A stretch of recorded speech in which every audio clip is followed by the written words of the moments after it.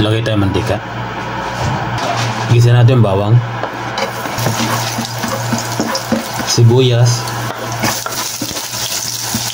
kamatis. Lagay natin yung manok.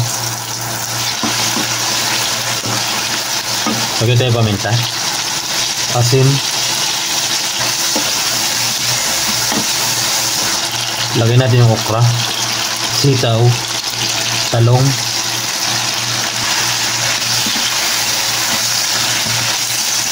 Lagay tayo konting tubig. Takpan natin mga karagon. Lagay natin malunggay. Lagay tayo ginasemix.